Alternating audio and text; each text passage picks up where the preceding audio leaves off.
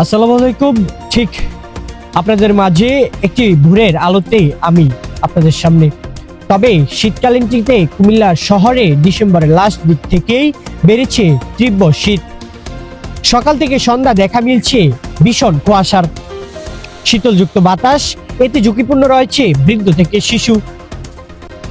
তবে শীতজনিত আক্রান্ত রোগীদের মাঝে যারা শ্বাসকষ্ট, ঠান্ডা, কাশি, জ্বর ও নিউমোনিয়ায় আক্রান্ত তারা কিন্তু ভিড় জমাচ্ছে সরকারি বেসরকারি হসপিটালগুলোতে। তবে ডাক্তার জানিয়েছে প্রয়োজন ছাড়া ঘর থেকে না বের হওয়া বা বের হলে একটি শীততাপ নিয়ন্ত্রণ করে মোটা কাপড় পরিধান করার জন্য। কুমিল্লায় তীব্র শীত, সরকারি হাসপাতালে বাড়ছে শীতজনিত রোগীর ভিড়।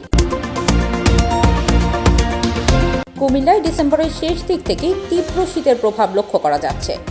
প্রচণ্ড ঠান্ডা ও শীতল বাতাসে জেলার জনজীবন কার্যত স্থবির হয়ে পড়েছে। সকাল ও রাতের দিকে ঠান্ডার তীব্রতা বেশি থাকায় অনেক মানুষ ঘর থেকে বের হতে পারছেন না।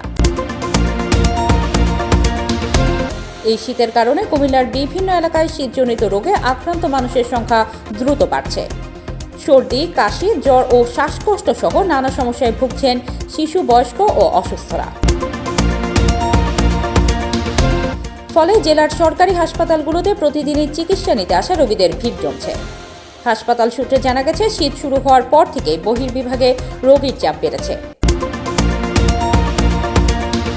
চিকিৎসকরা জানান, ঠান্ডাজনিত অসুস্থতা এড়াতে গরম পোশাক পরা, শরীর ঢেকে রাখা এবং প্রয়োজন ছাড়া ঠান্ডায় বাইরে না যাওয়া জরুরি। এদিকে কর্মজীবী ও নিম্ন আয়ের মানুষদের জন্য এই শীত আরও কষ্টকর হয়ে উঠেছে।